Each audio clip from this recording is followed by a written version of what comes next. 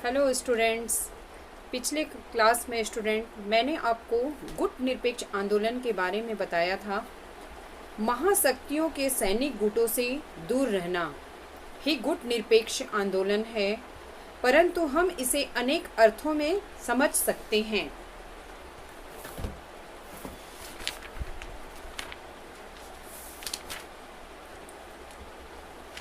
First, महाशक्तियों के सैनिक गुटों व विचारधारात्मक ध्रुवीकरण से बचना, शीत युद्ध से दूर रहना, दक्षिण अफ्रीका की रंग भेद की नीति की निंदा करना, अंतर्राष्ट्रीय विवादों का शांतिपूर्ण समाधान खोजना, नई अंतर्राष्ट्रीय राजनीतिक व आर्थिक व्यवस्था स्थापित करना एवं सभी देशों के साथ मित्रता व परस्पर सहयोग एवं लाभ की नीति अपनाना, हर मुद्दे का उसके गुणों पर आकलन करना तथा अपने विकास का स्वतंत्र मार्ग चुनना। तो इस तरह स्टूडेंट्स, हम गुट निरपेक्ष आंदोलन को अनेक अर्थों में समझ सकते हैं, जो काफ़ी इम्पोर्टेंट है। और अब हम पढ़ेंगे गुट निरपेक्ष सम्मेलन। गुट निरपेक्ष देशों के अनेक सम्मेलन हुए। जून 1961 में कैरो में 20 देशों के विदेश मंत्रियों की बैठक हुई, जहां यह तय किया गया था कि उन्हीं देशों को आमंत्रित किया जाए जो निम्न शर्तें पूरी करे। ऐसा देश राष्ट्रीय स्वाधीनता के आंदोलन का सतत समर्थक हो, महाशक्तियों के बीच संघर्ष के संदर्भ में वह किसी बहुपक्षीय सैनिक गठबंधन का सदस्य न हो, यदि उसने अपना प्रदेश किसी विदेशी शक्ति के सैनिक अड्डों को दे दिया है तो ऐसी रियायतें बड़ी शक्तियों के बीच संघर्ष के संदर्भ में न की गई हो। इसी आधार पर सितंबर 1961 में बेलग्रेड में पहला गुट निरपेक्ष सम्मेलन हुआ, जिसमें 25 देशों ने तथा 3 देशों के पर्यवेक्षकों ने भाग लिया। स्टूडेंट्स, मैं इसका चार्ट इस वीडियो में डाल रही हूँ, इसे आप पॉज करके देखेंगे क्योंकि ये काफ़ी महत्वपूर्ण है और आप इसे याद करेंगे।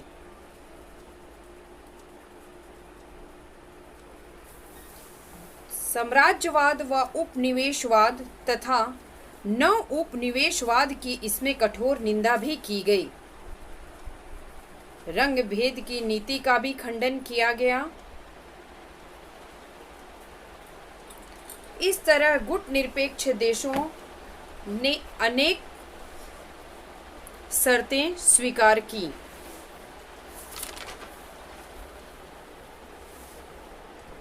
गुट निरपेक्ष आंदोलन अब भी प्रासंगिक है, लेकिन फिर भी इसकी अनेक आलोचना भी की गई।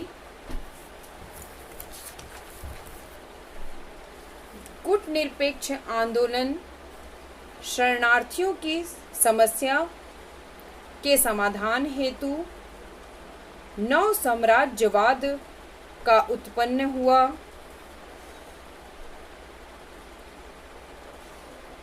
आतंकवाद जैसे समस्याओं का निराकरण हुआ। जलवायु सुरक्षा, आंतरिक क्षेत्र में प्रतिस्पर्धा आदि, इन सब मामलों में गुट निरपेक्ष आंदोलन की प्रासंगिकता बढ़ी।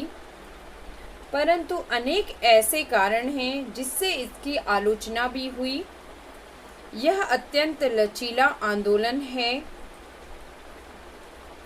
सदस्य देशों के बीच मनमुटाव का बना रहना भी बाधक रहा।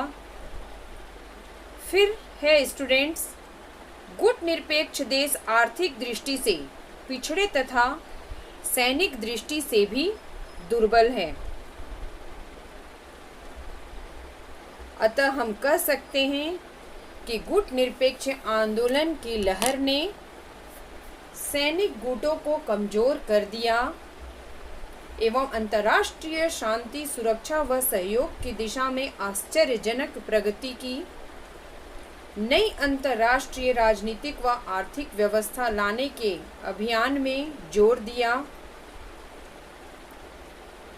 वस्तुतः इसी आंदोलन ने विश्व को द्विध्रुवीयता की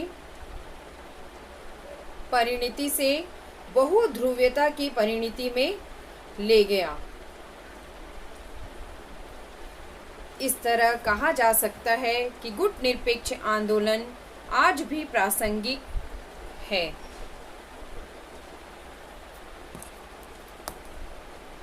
नेक्स्ट टॉपिक हम पढ़ेंगे पंचशील के सिद्धांत। पंचशील के सिद्धांत में चीन और भारत दो देशों के व्यापार संबंधों की विवेचना की गई है।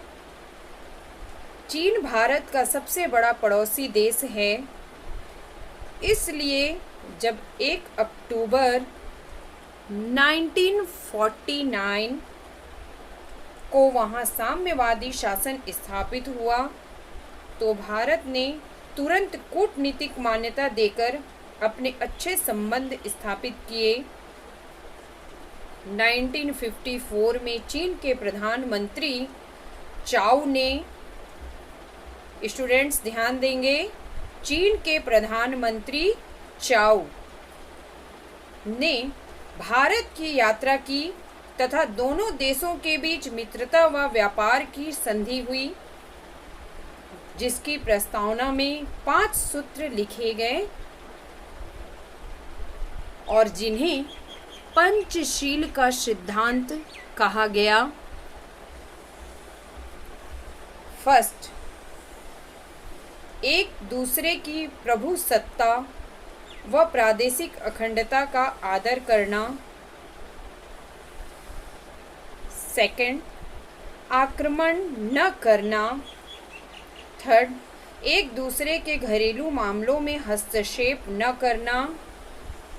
नेक्स्ट, समानता व परस्पर लाभ एवं शांतिपूर्ण सह अस्तित्व।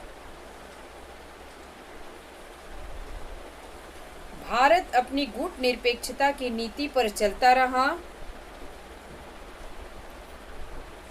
जब 1954 में पाकिस्तान ने अमेरिका के सैनिक गुट सीटों में प्रवेश किया और अगले वर्ष वह बगदाद संधि में भी शामिल हो गया तो भारत ने इसकी निंदा की,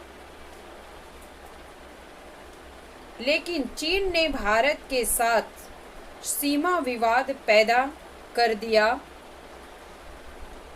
उसने तिब्बत अधिग्रहण के उपरांत कश्मीर में लद्दाख तथा वर्तमान अरुणाचल प्रदेश को चीन में मिलाए जाने का आग्रह किया, जिसे भारत ने स्वीकार नहीं किया। इसलिए अक्टूबर 1962 में चीन ने भारत पर आक्रमण करके हमारी कुछ पहाड़ी भूमि पर अवैध कब्जा कर लिया।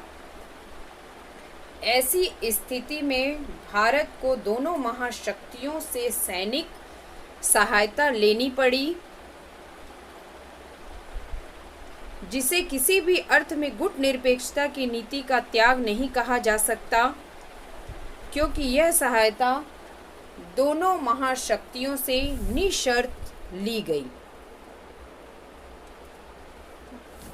ओके स्टूडेंट्स, अब नेक्स्ट चैप्टर मैं आप लोगों के साथ अगले वीडियो में। ओके।